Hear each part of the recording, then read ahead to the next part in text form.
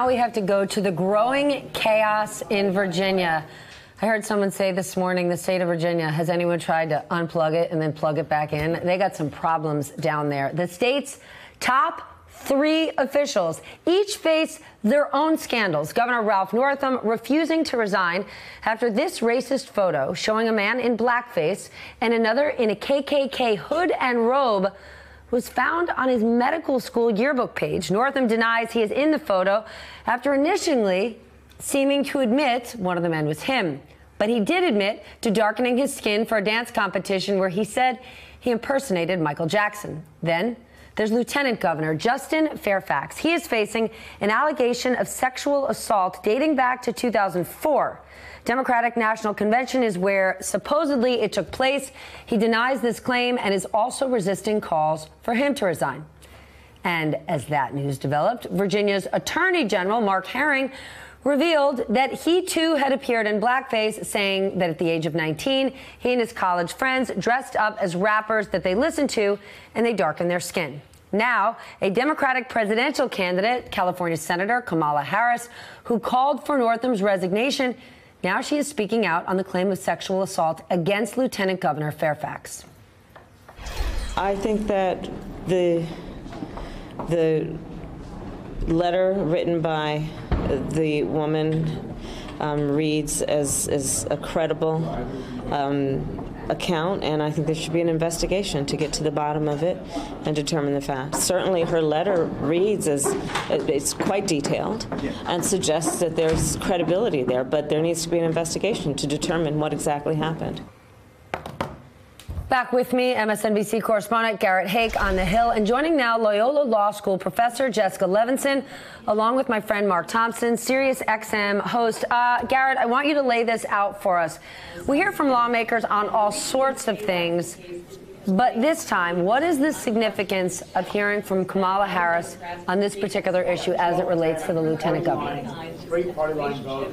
Yeah, I think it's important, and there's context here. I talk to lawmakers all day long. Kamala Harris is not someone who typically stops to the camera and opines on the issue of the day. She chose to come out and make these comments. She was asked about it, but it's clear she had a point she wanted to make, a well-considered point here. And this is an issue that has the potential to bedevil Democrats. How consistent do they want to be on the Fairfax issue in particular, the accusation against Justin Fairfax? You've got Democrats who were very outspoken about the accusations made against Brett Kavanaugh during his confirmation process, and they're being pushed back on here a little bit to say, okay, will you apply the same standard to accusations made against one of your own? And Kamala Harris coming out, a presidential candidate, someone who has a very big voice in the Democratic Party, and putting down this marker, calling for an investigation, I think may potentially put pressure on other Democrats to do the same. It will keep this story certainly in the headlines, and it's an effort, I think, on her part to show consistency here, and we will see whether we have other of these big-name Democrats, particularly the presidential contenders,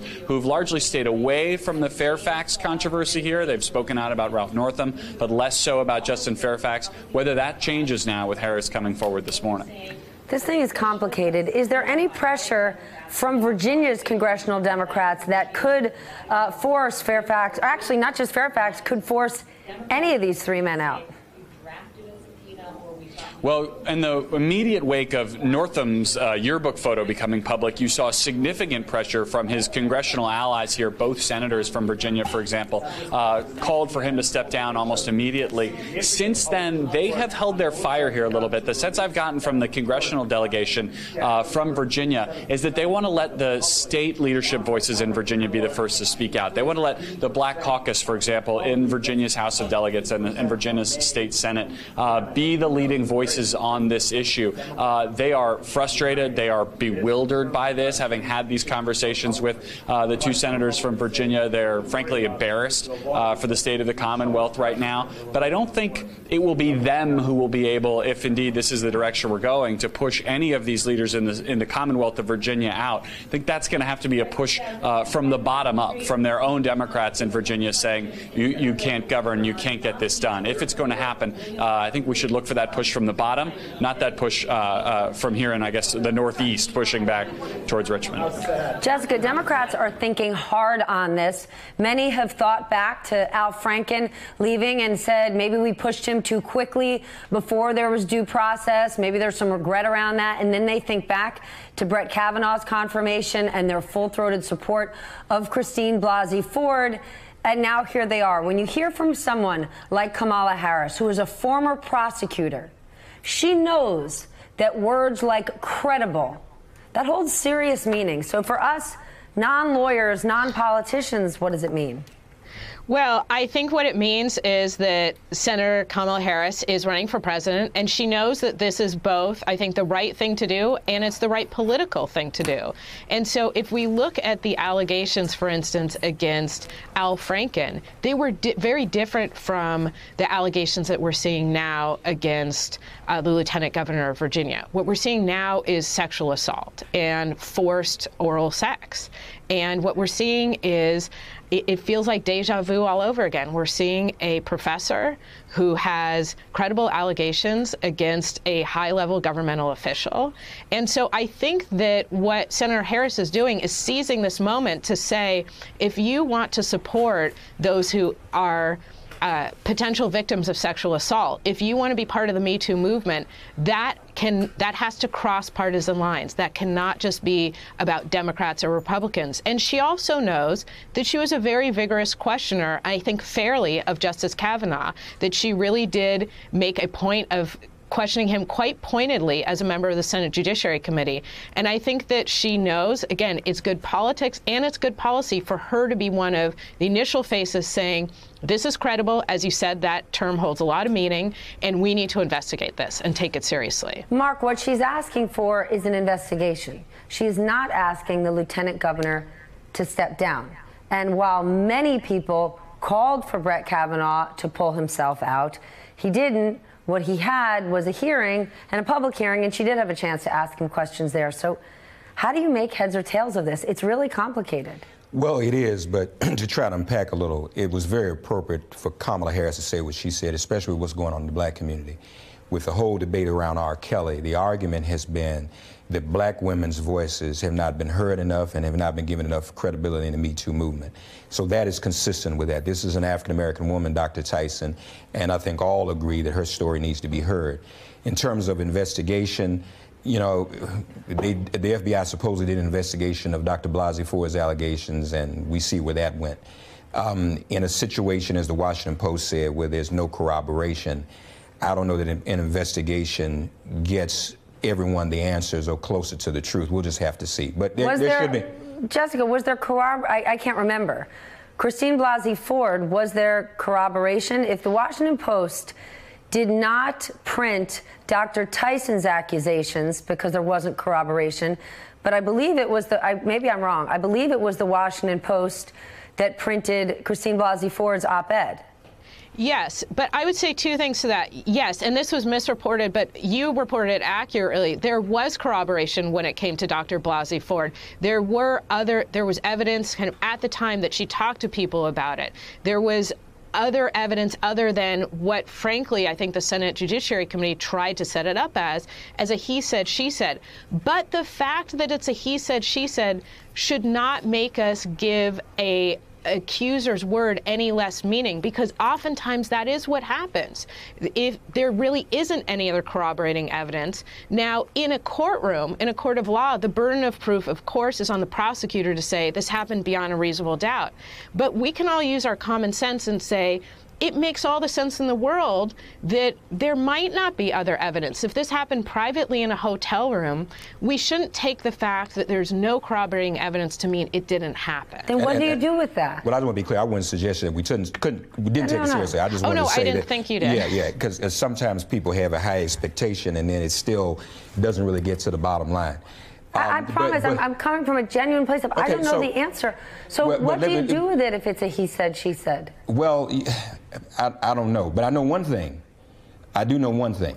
I hope you know more than one thing. And I think Kamala Harris has to consider this. As many people who would say we need to take Dr. Tyson as seriously as Dr. Blasey Ford, if it boils down to Justin Fairfax having to resign and the two blackface people don't, then those very same people will say, now wait a minute, that's sort of a double standard. But hold on a second, sexual assault is a crime, and blackface is awful, but it's not a crime. Well, but the calls have been for them to resign too. But I'm saying those are two different things. So you have double victimization. You have Dr. Tyson as an African-American woman being victimized, and then you have an African-American elected official with an enormous black vote in Virginia. He has to pay a price that nobody else does. Yeah, but he'd be paying a price for something different than what the other two. It would be different, but Stephanie, the original crime was blackface on the part of Northam. Which is awful, but it's not a crime. Everyone said resign. Well, it's a crime to us as black people. That is a crime. Okay. That is unacceptable. And I'll share something else with you. Tell me, this is Black History Month. So it's not as if there's a distinct history, and this is where you get into a little bit of the tug of war, I think, within the African-American culture, where you want to deal with an issue like sexual assault, but by the same token, our history in America is black men being accused of sexual assault wrongfully and lynched for it. And in a state like Virginia, that's a big deal. I just want to add one other thing, too. That's a good point. So, I mean, so it gets complicated like that. Now, Dr. Tyson, of course, is an African-American woman, but again, watch this. If it's not able to be resolved by an investigation, she's not fully resolved, okay? If he then has to resign anyway, then it's still two African Americans. That affects African Americans. That are both victims here. It affects the black vote, which no Democrat running for office in Virginia or no president who needs Virginia to remain blue can afford to lose. So maybe the solution is everybody just resigns. And before that, Herring appoints his deputy to succeed him. She ascends to the governorship, and she's a black woman, Cynthia Hudson.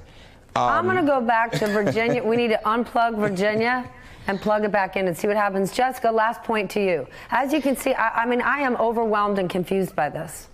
Yeah, so because it is overwhelming and confusing, and it is really troublesome. And let's look, there's a lot to unpack here. Politically, for the Democratic brand, this is terrible.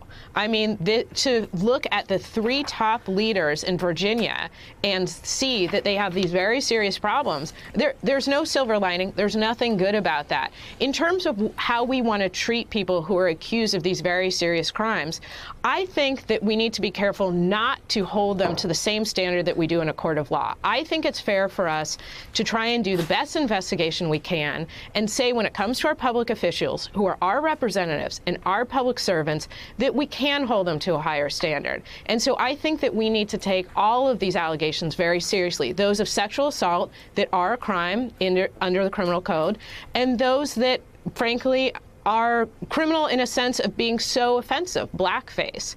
And so I think what it comes down to, this is not an easy solution, is we need to get to a place where our representatives truly represent our best selves, and we're not there in Virginia right now. This thing is so complicated. So complicated. What if he didn't do it?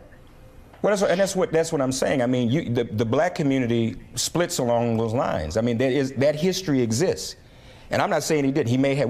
We probably will never know. I don't know. Maybe he didn't. Really but then I think about Dr. Tyson. I think back about how Christine Ford's life has been destroyed. Right. And for Dr. Tyson to put herself out there and come forward, that's awful. And what she's putting herself through, I can't imagine that she would do it for sport. This is a really terrible, complicated situation. I appreciate you both coming and trying to help us understand it a little bit more and give us some perspective. Hey, MSNBC fans, thanks for checking out our YouTube channel. Subscribe by clicking on that button down there and click on any of the videos here to watch the latest interviews and highlights. You can get more MSNBC for free every day with our newsletters. Just visit msnbc.com/newsletters to sign up now.